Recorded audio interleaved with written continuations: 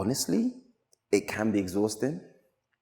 Writing can be exhausting because you just have to dig into a certain part that you might not be as ready to. So for instance, in writing for this commission, I'm not only thinking about, this is where this is where the energy comes in. I'm not only thinking about this bird who, when he hears the music, just going all about the place, which is funny.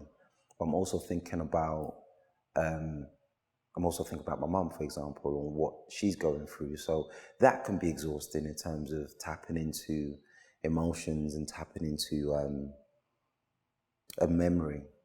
I think it's the tapping into memory that can be exhausting, especially if you're not as ready to go in there.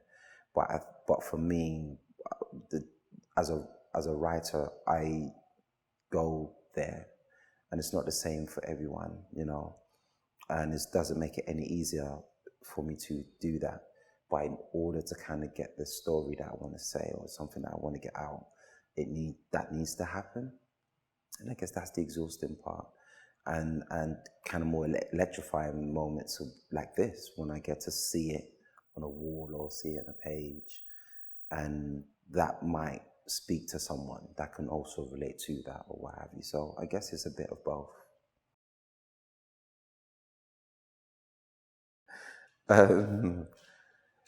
Especially in the pandemic, within that time, my writing process has changed a lot. My writing space I'd normally go to kind of stopped because of lockdown. So I'm writing between like naps with my youngest, for example, so in short bursts. So in moments that I have any space, I'm just writing as much as I can, right?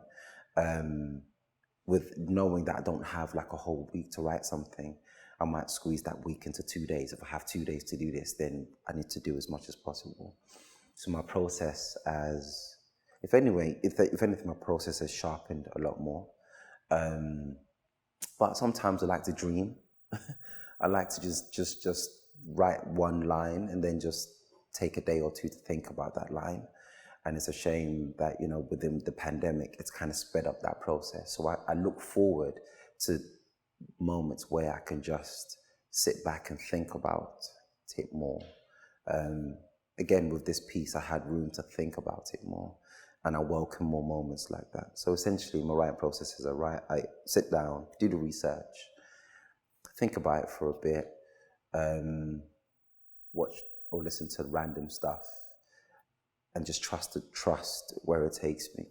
And then edit, redraft, go back into it, feel like it's not doing what it's doing, get back to it, make peace with it, and then let go somehow. Whether one fully lets go or not, it's another story. But yeah, that tends to be my process. Starting out in the industry, I would definitely advise a lot of play. If there's a specific genre that the writer is keen on writing on, all good. Read as much in that genre as possible, but also look at other forms of art.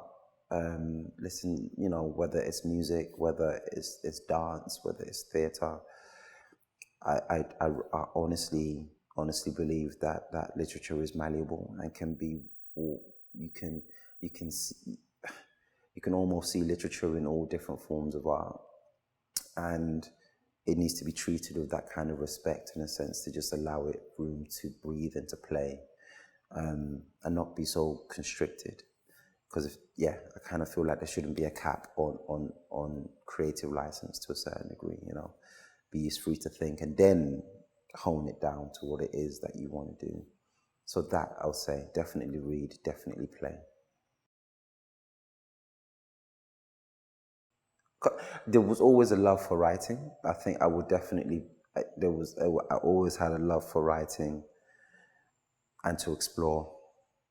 So I wanted to be a journalist for a long time. I studied media, in wanting to know oh, so how do you get the scoop? How do you write the story of stories? Like, where do you get to travel as well?